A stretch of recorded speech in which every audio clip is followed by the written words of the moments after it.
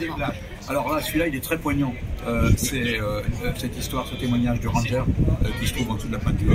Oh là là, et c'était un héros, vous savez, quand je dis maintenant, même aux guides sur le village de Normandie que j'ai rencontré, les Nobel, ils ne peuvent pas croire. Moi, je ne savais pas non plus que c'était à ce point un héros. Mais c'est vrai que la Pointe du Hoc, c'était le truc le plus dingue à prendre. C'était une falaise de 30 mètres, et il l'aborde comme ça en grimpant avec des échelles de cordes, et les Allemands coupent les échelles de cordes, si bien que Len Lommel, qui est un ranger, il est vachement bien formé, et il voit ses copains comment tomber les uns après les autres, enfin dévaler le long des rochers, etc. Ils vont réussir quand même à prendre cette Pointe du Hoc. L'histoire, il était très en colère contre le livre, vous savez, le jour le plus long, parce que dans le jour le plus long, il est dit qu'ils ont fait tout ça quasiment pour rien, parce que la batterie de canon de la Pointe du Hoc n'était pas là. Oui, en effet, c'était pas à l'endroit, mais c'était un peu plus loin. Et c'est Len Lommel, en arrivant et en suivant des traces, qui a découvert les canons et qui a pu les désamorcer. Et certains disent que c'était après Eisenhower, peut-être le plus grand héros d'idée. Alors parmi les personnages, il y a un Français que vous avez choisi, du commando Kiefer, celui qui a débarqué du côté de Ouistreham.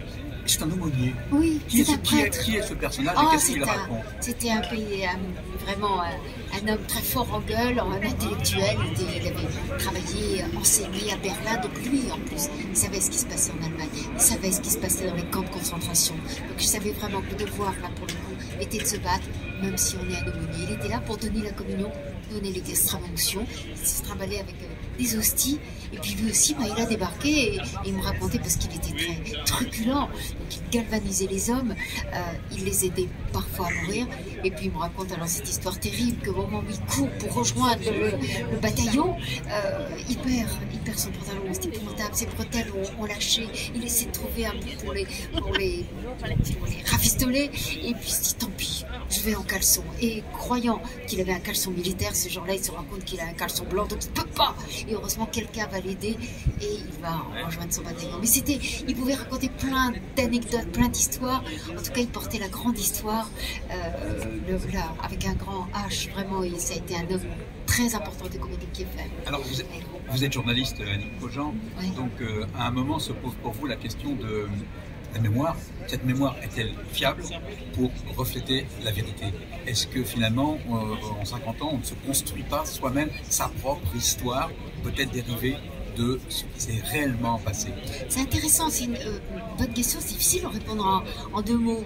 Mais par exemple, les rangers de la Pointe du Hoc, Len Lommel, quand je l'ai rencontré, il a demandé à ce que je rencontre aussi quelqu'un d'autre, un autre ranger, parce que pour ne pas être suspecté d'embellir l'histoire, etc., ils sont toujours au moins 2. Et puis je montre l'émission, c'est-à-dire que quand quelqu'un me raconte une histoire, avant j'ai beaucoup lu, ou après je lis, avant de retracer ce qu'il me dit, est-ce que c'est plausible, est-ce qu'il pouvait vraiment être là, etc.